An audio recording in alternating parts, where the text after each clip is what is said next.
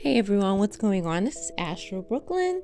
Today we're going to be talking about the worst neighborhoods in New York City, and that includes all 5 boroughs. This video is going to include statistics, numbers. It's mainly for people who are looking to live here, who want to visit here, or just want to know what the heck's going on in New York. So based on the statistics from the FBI, Mott Haven, Hunts Point, Chinatown, Brownsville, and East Harlem are amongst the most dangerous neighborhoods in the Big Apple. These areas consistently rank the highest in reported violent crimes, and theft are at least 10 to 146% higher in crime rate than the New York average. Other areas to avoid include Bedford, Stuyvesant, Fordham, and Tremont. Let's get into the details, starting with the first one on the list, and that one is Mott Haven. Mott Haven has a population of 70,301. The violent crime per 100,000 people is 2,039, and their total reported crimes per 100,000 people are 5,181. 5,181. So the chance of being a victim here is 1 in 32. Okay, so there's a lot of areas like St. Mary's Park that, they don't recommend being alone at night in. Mott Haven has a crime rate of 360% above the national average, which is deemed this one of the most dangerous neighborhoods in New York City. According to FBI statistics, in the Mott Haven neighborhood, there have been 5,181 reported local crimes per capita in 2020. This includes violent crimes such as robbery, rape, murder, and assault, as well as property crimes and vehicle theft. Also says here, property crime was higher in 2020 than violent crimes, with 3,142 property crimes making up over half of the total count, followed by 2,039 violent crimes. Minimizing crime has not been successful in this neighborhood, and the rehab centers and the additional police force have not made much of a difference. Second city on the list, or second neighborhood, I would say, is Hunts Point. This is a giveaway. The population is 22,864, so it's much smaller. The violent crime per 100,000 is 1,944. 4,557 crimes are reported per 100,000. And you have a chance of being a victim at 1 in 22 people. It says that the neighborhood is hazardous, and rape cases increase more than 5 times. It is in the Bronx section and has a reputation for prostitution and drug activity. So this is the norm for Hunts Point. In 2020, there were 4,557 reported crime cases per capita in Hunts Point alone. And there's 365 days in a year, I might note here.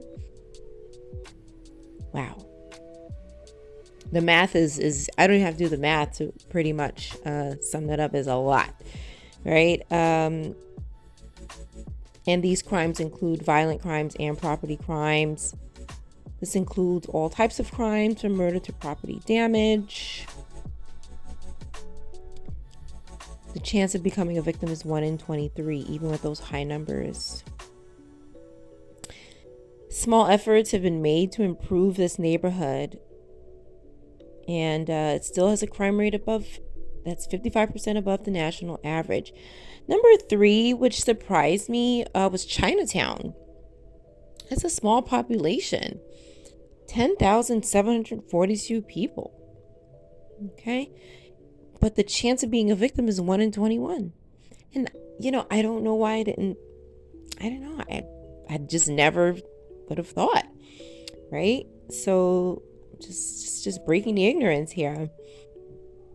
It says here the violent crime is 1,563 per 100,000. And reported crimes are 4,765 per 100,000. That's a lot for such a small population. It says in the 80s, Vietnamese youngsters began a violent crime spree in Chinatown, mugging, embezzling, and racketeering under the leadership of a wealthy Vietnamese immigrant. And maybe a lot of that has died down. But the FBI statistics state here that crimes range from murders and rapes to property theft and damage. Property crime had a whopping 3,202 incidents, while violent crime had 1,563 incidents back in 2020. Number 4 is Brownsville. Now, this population is a lot larger. 114,519 people. That's an estimate. And these crime numbers are like lower than the numbers in Chinatown for a bigger population. Chance of being a victim is 1 in 36. This is on the east side of Brooklyn. This neighborhood has been listed as the most dangerous in the city for a while. And the Brownsville neighborhood is not considered hazardous. It is deadly. Quote, what was once considered the murder capital of New York, the statistics of Brownsville's crime have improved, but not by much. And according to the FBI, there were 2,810 total crimes reported in Brownsville in 2020. These crimes include murder, rape, robbery, assault, burglary, vehicle theft, and other theft. Due to all the violent crimes in the neighborhood, Brownsville holds the record of the lowest life expectancy, and the people's mortality rate is 4 times that of New York's average. They also have a high infant mortality rate. This is sad. Number 5 is East Harlem, with less than half the population of 51,347. Chance of being a victim is 1 in 22. Okay. It is on the upper part of Manhattan. East Harlem is the heart of immigration, making it an eclectic and diverse neighborhood. This neighborhood sees crimes ranging from drug deals and rape to shootings and burglaries. East Harlem had a reported total crime of 4,554, including violent and property crimes alike. Violent crimes comprised 1,616 of the reported incidents, with property crimes making up more than half the total, as 2,938 incidents were reported in 2020. Number 6 is Bedford-Stuyvesant, with a population of 234,457 people. And the chance of being a victim here is 1 in 35. It's not too bad. I mean, considering the population, right? Back in the 1960s and 1970s, this neighborhood was known as one of the largest ghettos in America. It is still a high crime area, and its crime rate keeps increasing. The number of robberies and violent encounters and the fact that they are happening more often is very troublesome to residents in this neighborhood. Typical crimes happen here: murder, rape, burglary, assault, and vehicle theft. Reported property crimes were slightly higher at 1,837, with reported violent crimes tailing along at 1,065 in 2020. Number 7 is Fordham. The population of only 64,594, and the chance of being a victim here is 1 in 29. Fordham is found in the western part of the Bronx and is home to the Rose Hill campus of Fordham University. The neighborhood is sectioned by north and south. Each area has its own precincts for the NYPD.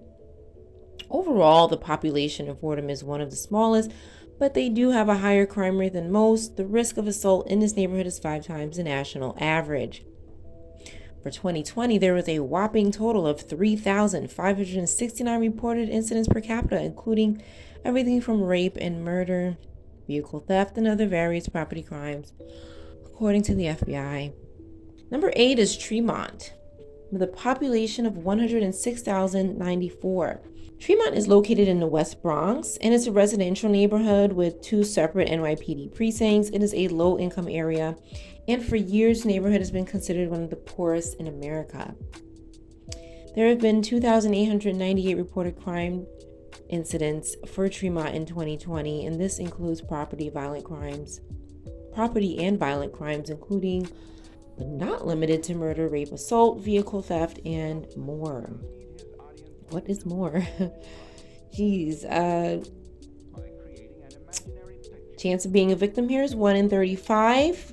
Since almost half the residents are below the poverty line, the majority of them rent their homes rather than own them. Many buildings were left abandoned as a result of arson in the 1970s.